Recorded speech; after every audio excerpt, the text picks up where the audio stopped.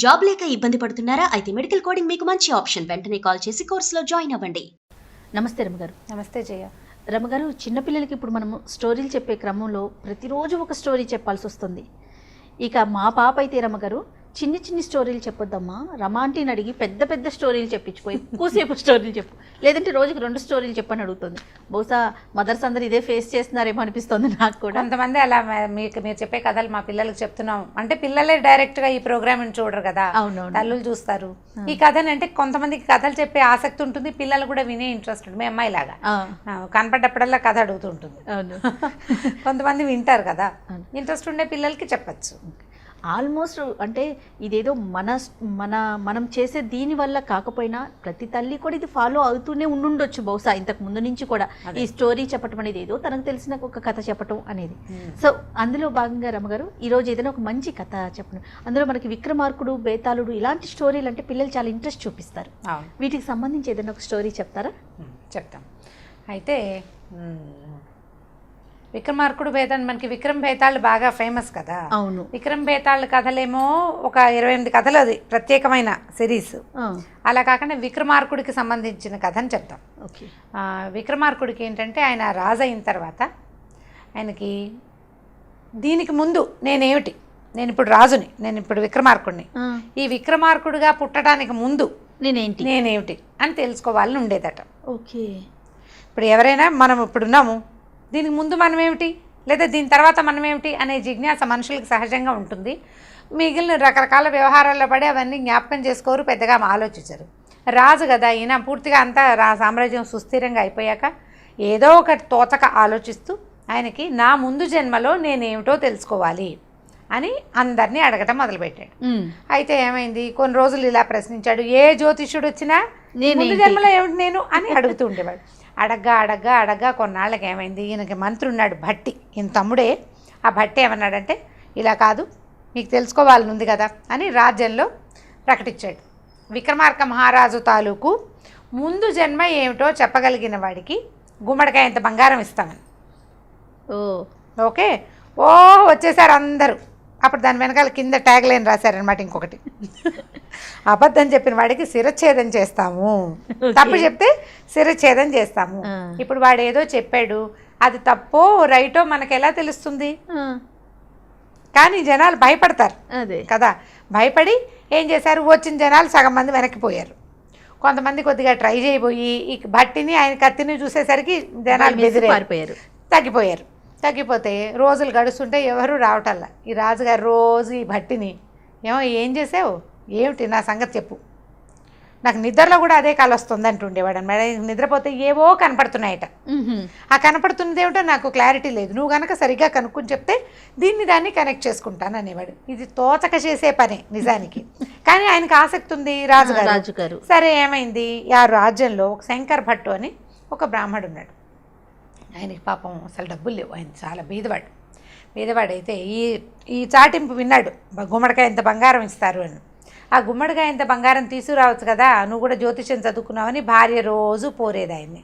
అయితే దాని వెనకాలన కిందున్న ట్యాగ్ లైన్ చూస్తే ఆయనకి భయంగా ఉంటూ ఉండేది. అయితే కొన్నాళ్ళు ఇలా అనగా ఆలోచించి ఏమనుకున్నాడంటే, ఏమవుతుంది, ఇవాళ కాకపోతే రేపొద్దునైనా మరణం తప్పదు మనిషి అన్నవాడికి, కాబట్టి అబద్ధం చెప్పో ఇంకోటి తెలుసుకునో ఏదో విధంగా ఇది రాజుగారి సంగతి చూడాలని అనుకున్నాడు. ఇప్పుడు రాజుగారి పూర్వజన్మ వృత్తాంతం తెలుసుకోవాలంటే ఎలా, ఏం చేయాలి? ఇప్పటి కాలంలో అయితే మనం ఇంటర్నెట్లో వెంటనే కొట్టేస్తాం, గూగుల్ చేసేస్తాం కదా, గూగుల్ ఇట్టని గూగుల్ చేసేస్తాం. వాళ్ళకి గూగుల్ ఏంటంటే ఆ రోజుల్లో ఏదైనా తపస్సు చేయటం, ఏదైనా గుళ్ళోకి వెళ్ళి ఏ దేవుడినో దేవతనో ప్రార్థించి అమ్మ నాకు ఇది కావాలంటే చేస్తుంది దేవత. ఈయన ఏం చేశాడు, ఈ అవంతి నగరం, ఈ ఉజ్జయిని నగరానికి చాలా దూరంలో ఒక పాత కాళికాదేవి గుడి ఉందట. ఆ గుడికి వెళ్దామని బయలుదేరి ఏం చేశాడు, ఆ గుడికి వెళ్ళి ఆ కాళికాదేవిని కనుక మెప్పిస్తే ఆవిడ మనం అడిగిన పని ఏదో చేసి పెడుతుంది, ఈ రాజుగారి సంగతి ఆవిడని కనుక్కోవచ్చు అని చెప్పి, పైగా ఆ రాజుగారికి పూర్వం ఈ కాళికాదేవి గుడితో సంబంధం ఉంది అంచేత వెళ్ళేసరికల్లా ఏమైంది, ఈ నడిచే దారిలో కాళికా ఇప్పటిలాగా మ్యాపులు ఏమున్నాయి, ఏదో ఒక అందాజుగా వెళ్ళేవాళ్ళు. ఈ వెళ్ళే దారిలో ఆయన దారి తప్పిపోయి ఏదో బాగా గుబురుగా ఉన్న ఒక తోటలోకి ఎంటర్ అయ్యాడు. చీకటి పడిపోతే ఈయన ఏం చేశాడు, రాత్రి అయిపోయింది, ఈ పూటకి ఇక్కడ పడుకుందాం, రేపు తెల్లారాక అప్పుడు చూద్దాం అంటే వెళ్ళే దారిలో కొన్ని ఊళ్ళు కనపడాలని లెక్క ఉంది, ఊళ్ళేవో కొన్ని కనపడ్డాయి, కానీ ఎక్కడ దారి తప్పిపోయాడో అడవిలోకి ప్రవేశించేశాడు. ఈ గుబురుగా ఉన్న చెట్ల ఉన్న ఈ వనంలోకి ప్రవేశించి ఆ రాత్రి పడుకుందామని ఓ చెట్టు ఎక్కి పడుకున్నాడు.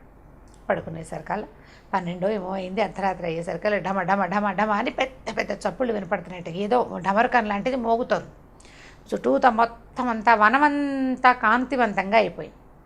అయ్యేసరికి ఇతను ఇదేమిటి దాక్కున్న చోట దయ్యాలు వచ్చినట్టు, నేనేదో రాత్రి పడుకుందామని ఇక్కడ పడుకుంటే ఇలా వచ్చింది ఏమిటా అని చూసేసరికల్లా పెద్ద వాయిద్యాలతోటి శివుడు పార్వతి తిరుగుతున్నారట వనంలో, శివపార్వతులు ఇద్దరు. అప్పుడు ఈయన ఏమనుకున్నాడంటే, ఓహో వీళ్ళు విహారార్థం వచ్చి ఉంటారు దేవతలు అని చెప్పి ఆ చూస్తూ ఉండగా దబ్బుమని పట్టు దబ్బి ఆ చెట్టు మీద నుంచి కింద పడిపోయాడు. పడేసరికల్లా ఈ ప్రమథగణాల్లో కొంతమంది వీడిని పడిన వాడిని మానవుడు వీడెవడని వాడిని పట్టుకున్నారు. పట్టుకుని శివుడి దగ్గరికి తీసుకెళ్ళారు.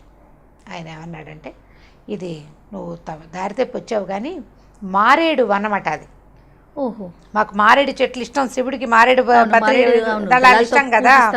ఆ మారేడు వనాలు ఎక్కడుంటాయో అక్కడ సంచరిస్తారట రాత్రిపూట. ఇవాళ మేము ఇక్కడికి వచ్చాము, ఏమిటి నాయన నీ సంగతి అని కనుక్కున్నాడు. కనుక్కొని ఆయన పెద్దగా కనుక్కోకపోయినా శివుడు సర్వాంతర్యామి, ఆయనకి తెలుస్తాయి కదా. ఏమన్నాడంటే, నీ గుమ్మడికాయంత బంగారం లభిస్తుంది, ఎందుకంటే నువ్వు అనుకోకుండా శివదర్శనం చేసావు. ఈ శివదర్శనానికి ముందు నువ్వు చెట్టెక్కి మారేడు దళాలు, చెట్టెక్కేటప్పుడు ఒక చెట్టెక్కుతుంటే ఆకులు కొన్ని రాలుతాయి కదా, ఆ కింద ఒక శివలింగం ఉంది, ఆ శివలింగం మీద పడ్డాయి ఇతను కోసినటువంటి మారేడు దళాలు ఇతను చేయి వల్ల. అందుకని నీకు పుణ్యఫలితం లభిస్తుంది నాయన. కాబట్టి నువ్వు ఒక పని చెయ్యి, ఈ రాజు దగ్గరికి వెళ్ళు. వచ్చే అమావాస్య నాడు, రేపు అమావాస్య నాడు శివుడిని రాజుగారిని శివపూజ చేసుకుని పువ్వులు అక్షింతలు పట్టుకుని ఈ ఊరికి ఉత్తరం వైపు ఉన్నటువంటి ఒక పల్లెటూరు పేరు చెప్పాడు, రామాపురం కృష్ణాపురం ఏదో ఊరు చెప్పాడు. ఆ ఊళ్ళో ఒక కుమ్మరివాడు ఉన్నాడు. వాళ్ళ ఇంట్లో మట్టితో చేసిన ఒక గుడ్డి ఎద్దు బొమ్మ ఉంది. మట్టితో చేశాడు, కళ్ళు లేవు, అంటే ఎద్దు బొమ్మ చేశాడు, దానికి కళ్ళు పెట్టాల పొరపాటున. ఆ బొమ్మ దగ్గరికి వెళ్ళి ఆ బొమ్మ మీద అక్షింతలు పువ్వులు వేసి తన గురించి అడగమని చెప్తుందన్నాడు. ఓహో, బాగానే ఉంది కదా. ఇంతలో సూర్యోదయం బ్రాహ్మీ ముహూర్తం అయిపోయింది, శివపార్వతులు అందరూ మాయమైపోయారు. వీడు తెల్లారేదాకా ఈ బ్రాహ్మడు అక్కడ పడుకుని పొద్దున్నే లేచి రాజుగారి దగ్గరికి వెళ్ళాడు. మళ్ళీ ఇదంతా వచ్చిన నడకంతా మళ్ళీ వెనక్కి నడిచాడు. వెంటనే చేరలేదులేండి, 2-3 రోజులకి చేరాడు. బట్టి దగ్గరికి వెళ్ళాడు. అయ్యా, రాజుగారి పూర్వజన్మ రహస్యం నాకు తెలిసిపోయిందండి, నేను చెప్తాను, నన్ను రాజుగారి దగ్గరికి తీసుకెళ్ళమన్నాడు. తీసుకెళ్ళమంటే సరే తీసుకుపోయారు. తీసుకెళ్తే ఈయన ఏమన్నాడంటే, రాజా ఇప్పుడు ఇంకా పౌర్ణమి నడుస్తోంది, పౌర్ణమి రోజుల్లోనే ఈయన చూశాడు శివుణ్ణి. అమావాస్య నాడు శివ పూజ చేసిన అక్షింతలు పువ్వులు పట్టుకుని ఈ ఊరికి ఉత్తరం వైపు ఉన్నటువంటి రామకృష్ణాపురం అనే ఊరికి వెళ్ళి అక్కడ ఒక కుమ్మరివాడు ఉన్నాడు. వాళ్ళ ఇంట్లో ఒక గుడ్డి ఎద్దు బొమ్మ ఉంది, మట్టితో చేసింది. ఆ బొమ్మ మీద అక్షింతలు చల్లు, నీ సంగతి కనుక్కో, అది నీకు చెప్తుంది అన్నాడు. సరే రాజుగారు ఇది పెద్దగా నమస్కారం కాలేదు, బ్రాహ్మణుడు చూస్తే బీదగా ఉన్నాడు.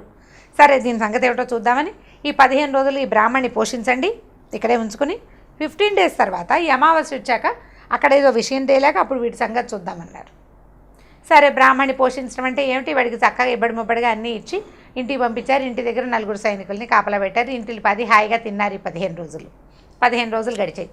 ఈ రాజుగారు ఏం చేశాడు, అమావాస్య నాటి రాత్రి చీకటి పడ్డాక ప్రదోషకాలంలో అంటే చంద్రోదయం అవదు కానీ చంద్రోదయ వేళకి పూజ చేసుకున్నాడు.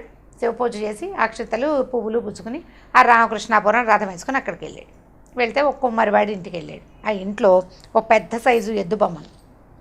అయితే ఈయన అడిగాడు, ఏమయ్యా మట్టితోటి ఎద్దు బొమ్మను చేసావు, బాగుంది, దీనికి కళ్ళు పెట్టలేదేమిటి, పాపం గుడి బొమ్మను చేసావు, కళ్ళే లేవు ఆ బొమ్మకి. అడిగేసరికల కుమ్మరివాడు అన్నాడు, ఏమోనండి సరిగ్గా కళ్ళు గీసే టైంకి నాకు నిద్ర వచ్చింది, నేను గీయలేదన్నాడు. సరే ఈయన ఏం చేశాడు, రాజుగారు ఆ బొమ్మను చూసి ఆ బొమ్మ మీద అక్షింతలు పువ్వులు చల్లాడు. చల్లితే ఆ గుడ్డి బొమ్మ చటుక్కుని కళ్ళు వచ్చినాయి. దానికి కళ్ళు తెరిచింది, వలవలా ఏడుస్తుంది, కళ్ళలోంచి నీళ్లు కారుతున్నాయి బొమ్మకి. కారుతూ, రాజా నేను ఎక్కువసేపు ఇక్కడ ఉండను, నువ్వు ఈ పువ్వులు చల్లావు చూడు, దీని ప్రభావం వల్లే నేను మాట్లాడగలుగుతున్నాను.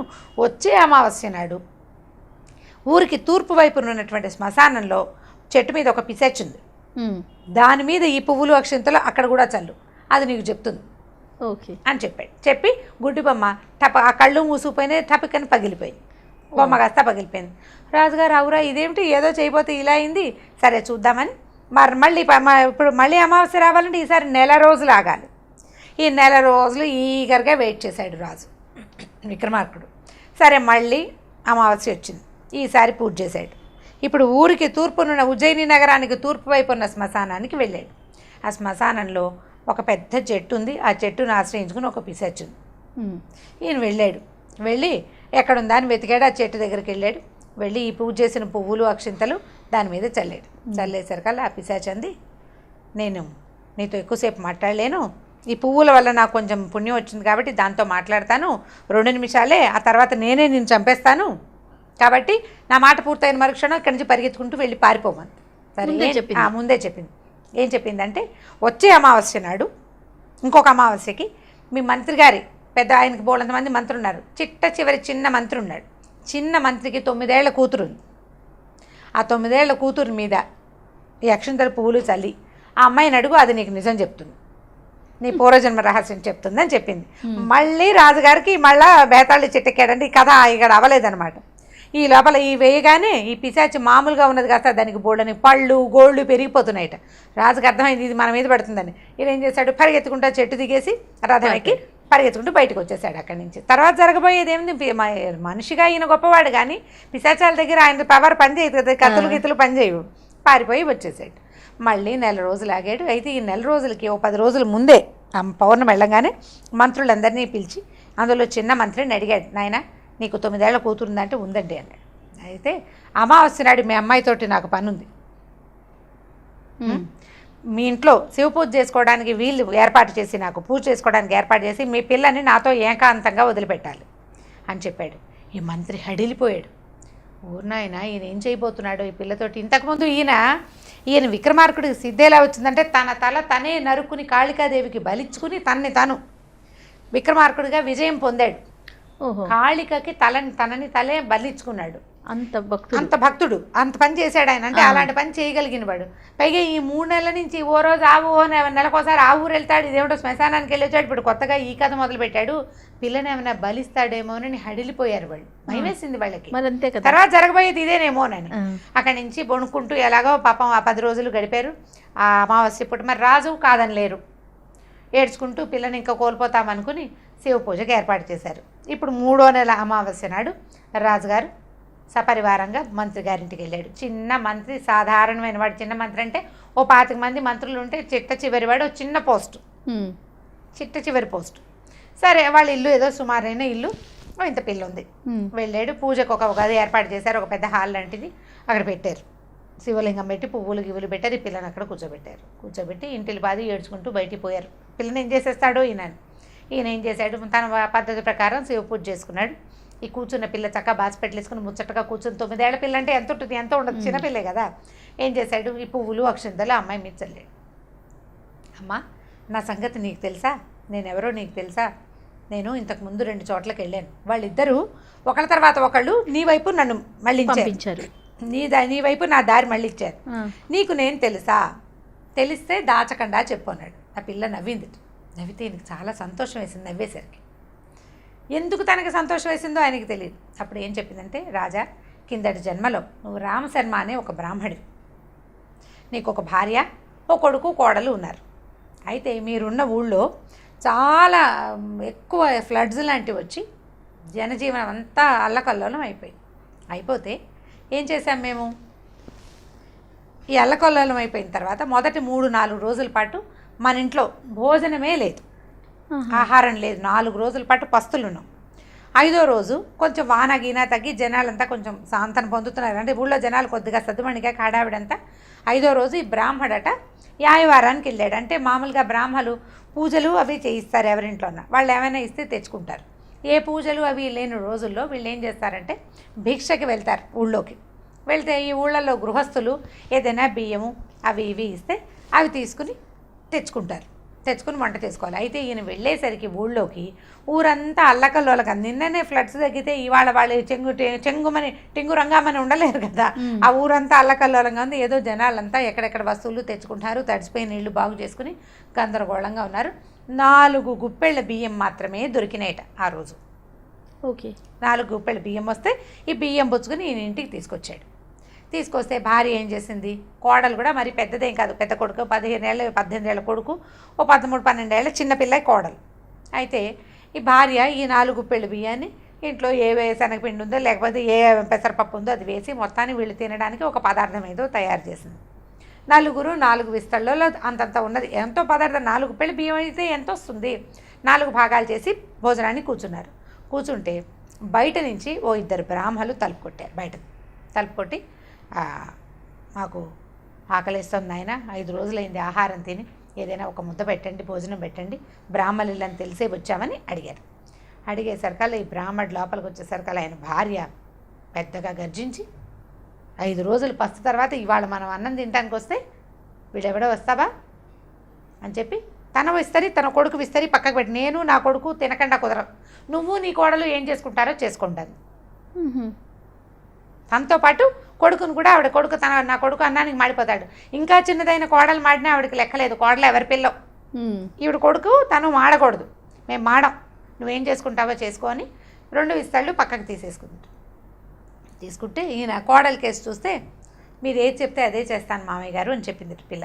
అప్పుడు ఈయన ఏం చేశాడు, 2 విస్తళ్ళు తీసుకెళ్ళి, అయ్యా ఈ పూటకి ఇదే ఉంది, ఊళ్ళోకి వెళ్తే 4 గుప్పెళ్ళే దొరికినాయి, ఈ 2 విస్తళ్ళు మీ ఇద్దరు చెరుకో భోజనం చేయండి అంటే వాళ్ళు అన్నారు, అయ్యా భలేవాడివి, ఏదో ఉంది ఉన్న పదార్థం, 4 ఇందులోనే పంచుకుని తిందాం, ఇంకో 2 విస్తళ్ళు తెమ్మని సగం చేసుకుని ఆ 4 కలిసి ఆ 2 బ్రాహ్మలు, ఈ ఇంటివాడైన రామశర్మ, ఆయన కోడలు చిన్నపిల్ల 4 భోజనం చేశారు. అయితే ఈవిడ ఏం చెప్పిందంటే, ఆ రామశర్మవి నువ్వు, బ్రాహ్మలకి నువ్వు 5 రోజులు వస్తున్నా కూడా నీతో పాటు అంటే నీ దగ్గర ఉన్నదాన్ని వాళ్ళకి ఆహారంగా మొత్తాన్ని సమర్పించడం వల్ల నువ్వు రాజయ్యావు. ఓహో. ఆ విస్తర్లు 2 లాగేసుకున్న నీ భార్య పిశాచయింది. ఓహో. ఇప్పుడు వాళ్ళ అమ్మ చెబితే, కాదమ్మా అట్లా అంటే ఎట్లా, బ్రాహ్మడికి అన్నం పెట్టకపోతే ఎట్లా అని గుడ్డెద్దులాగా వాళ్ళ అమ్మని ఫాలో అయినటువంటి ఈ కొడుకు ఈ గుడ్డి ఎద్దుబొమ్మ అయ్యాడు. అంటే రాజుకి వెంటనే ఆ పిల్ల నవ్వంగానే తనకు ఎందుకు సంతోషం కలిగిందో ఆయనకు తెలిసింది, కోడలే ఈ పాప, ఈ ఎదురుగుండా ఉన్న చిన్నపిల్ల. అప్పుడు రాజుగారు ఏం చేశాడు, ఆ పిల్లని చాలా మెచ్చుకుని అక్కడి నుంచి బయటకు వచ్చి ఈ మంత్రికి చెప్పాడు, మీ అమ్మాయిని నా కోడలుగా చేసుకుంటాను నేనని. వీళ్ళ పిల్ల చచ్చిపోతుంది అనుకున్న చిన్న మంత్రి గారి, సాధారణమైన మంత్రి గారి కూతురు రాజుగారి కోడలవుతోంది. ఇప్పుడు రాజుగారి కోడలై ఊరుకుంటుందా? రేపొద్దున రాజుగారి తర్వాత రాజు ఎవరవుతారు? కొడుకే రాజు. అప్పుడు కోడలు రాణవుతుంది. తనకి వంతుకి వచ్చిన ఆహారాన్ని పెద్దవాళ్ళు ఏం చెప్తే అది చెయ్యాలన్న ఇంగిత ఉన్నందుకు ఆ అమ్మాయికి మరుసటి జన్మలో ఒక మంత్రి గారింట్లో పుట్టే అవకాశం వచ్చింది. అక్కడి నుంచి రాణి అయ్యే అవకాశం తనంతట తను ఏ ప్రయత్నం చేయకుండానే వెతుక్కుంటూ వచ్చింది. మంచి స్టోరీ. అక్కడి నుంచి ఇప్పుడు రాజు తనకి బ్రాహ్మడయ్యుండి తనకి దొరికిన చిన్న అంతకుముందు భిక్ష ఎత్తుకున్నాడు ఆయన. మనం కథలో చెప్పింది అదే కదా. భిక్షను తెచ్చుకున్న పదార్థాన్ని కూడా ఇంకొకళ్ళకి భాగం పెట్టడానికి అతను సాహసాన్ని చూపించినందుకు అపరిమితమైన సాహసం కలిగిన విక్రమార్కుడు వంటి జన్మ వచ్చింది ఆయనకి. ఎన్ని లక్షల మంది బ్రాహ్మణుల్ని పోషించాడో విక్రమార్కుడు. ఇప్పటిదాకా మనం విక్రమార్కుడు గురించి చెప్పుకుంటూనే ఉన్నాం. ఎంత జ్ఞాపకం ఉంది మనకి. రాజులు అంటే బెస్ట్ రాకింగ్ విక్రమార్కుడు అసలు ఎలాంటి రాజు అంటే ఆయన స్వర్గానికి వెళ్ళి రంభాబురుసుల డ్యాన్సుల్లో ఎవరి డ్యాన్స్ గొప్పదో చెప్పగలిగేంత ప్రతిభాశాలి. ఈ ముందు జన్మలో చేసిన దానం వల్లే అతనికి ఇలాంటి జన్మ వచ్చిందని చెప్తారు. మన పురాణాల ప్రకారం మనం హిందూ ధర్మంలో కూడా మనం ఏం చెప్తామంటే, ఇప్పుడు మనం ఏం చేస్తామో దాన ధర్మాలే మనం తర్వాతి జన్మకి క్యారీ అవుతాయి. అవి మనం ఇప్పుడు చేసే చెడుని మనం ఇప్పుడే అనుభవించాలి. ఒకటి తర్వాత జన్మలో కూడా అనుభవించాల్సే వస్తుంది. మంచికి ఫలితం ఇవాళ లేకపోయినప్పటికీ తర్వాత జన్మలో ఆ మంచికి ఫలితాన్ని ఖచ్చితంగా భగవంతుడు, ప్రకృతి ఆటోమేటిక్గా మనకి తీసుకొచ్చి చేసేస్తుంది అన్నమాట. ఈ విక్రమార్కుడి కథల్లో ఇది స్టార్టింగ్ స్టోరీ జయ. ఇలాంటి కథలు ఎన్ని ఉన్నాయో, చాలా మంచి మంచి కథలు ఉన్నాయి. ఈ కథ చెప్పండి మీ అమ్మాయికి. ఎవరెవరి పిల్లలకి ఈ కథలు ఆసక్తి ఉందో వాళ్ళందరికీ ఈ విక్రమార్కుడి కథల్లో భాగంగా. ఇది పెద్దగా జనబాహుళ్యంలో ఉన్న కథ కాదు. మామూలుగా మనకి విక్రముడు, వేతాళుడు కథలే తెలుస్తాయి. సిరీస్ కూడా, టీవీ సిరీస్ కూడా ఉండేది. ఇవి సిరీస్లో లేని కథలు. ఇలాంటివి కొన్ని ఉన్నాయి. ఇంకొకటి 2 మళ్ళీ చెప్దాం ఇంకొకసారి. Thank you so much Ramya గారు. ఓకే జయ. ఈ వీడియో కనుక మీకు నచ్చినట్లయితే లైక్ చేయండి, షేర్ చేయండి. మరిన్ని వీడియోస్ కోసం మా ఛానల్ని సబ్స్క్రైబ్ చేసుకోండి.